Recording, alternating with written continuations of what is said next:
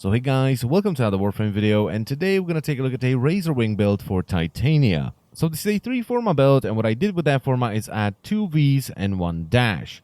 Now the aura I'm using for this is Rifle Amp to increase the damage of Dexpixia, which is the weapon you get when you turn into the little fairy of doom. So overall it just gives you more power, and it also matches the polarity because Titania comes with a V. Now, the mods I decided to use are Primed Continuity to balance out Transient Fortitude and Fleeting Expertise to lower the drain on Razorwing, because by default it drains a lot. Primed Flow so I can stay in the air for much longer without dropping down. Then I'm using Streamline and Fleeting Expertise, that's 2 ranks from the top so I don't go over the power efficiency cap, and this is just to reduce the drain even more. And with this setup, Razorwing drains about 1 energy every second. Then I have Intensify and Transient Fortitude for more damage with Dexpixia, but also more damage for the flying drones. Now, I really wanted to have Blind Rage on this build to give me even more damage with Dexpixia and the drones, but unfortunately adding Blind Rage to this build increases the energy drain quite significantly, so I would only use it if you want to jump up, shoot a couple of dudes and then land, not when you want to fly around all the time, which is what I like doing. Now, even though I want to fly around all the time, and when you fly around, you get quite a bit of evasion, so the enemies aren't as accurate, I'm still using Redirection and Vitality for those moments where I have to land, or for the beginning of the mission where I'm still picking up energy to start flying. Because at the end of the day, Titania is still very squishy because she only has 65 armor. Now, the weapon I'm using to scale up Dexpixia is my Sancti Tigris. I'm using Primed Point Blank for damage, Hell's Chamber for multi-shot, Sweeping Serration for ult of slash damage, Seeking Fury for punch through and reload time, which is kind of irrelevant, Blaze for damage and heat damage, Charge Shell and Contagious Breath for corrosive damage, and Incendiary Coat for even more heat damage in combination with Blaze.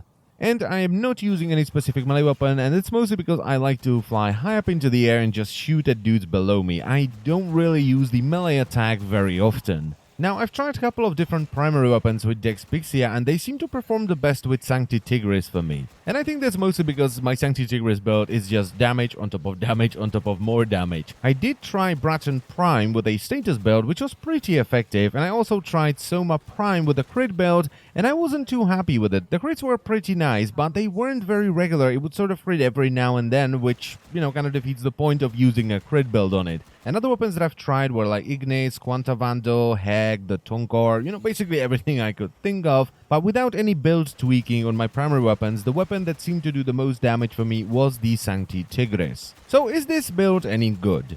Yes, if you like flying around. If you don't like flying around, this is obviously not the build for you. I was kind of surprised at how much damage Dexpixia can do if you mod for power strength and you take a strong weapon, and the little butterfly drones that fly around and hit enemies can do some serious damage as well with 190% power strength. I was shredding Corrupted Bombards like they were nothing. They took 1 or 2 shots at max.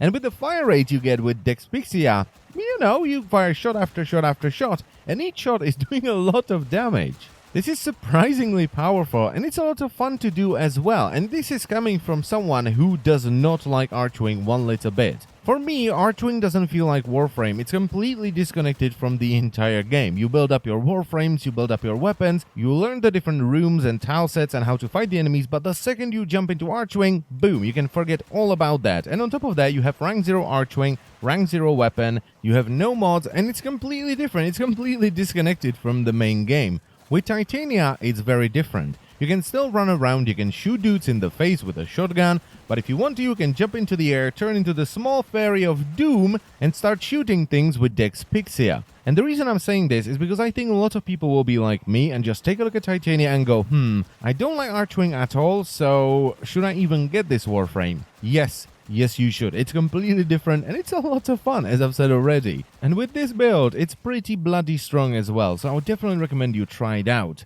And that's pretty much it for the video, so I thank you very much for watching, as always, and I will see you next time. Bye-bye.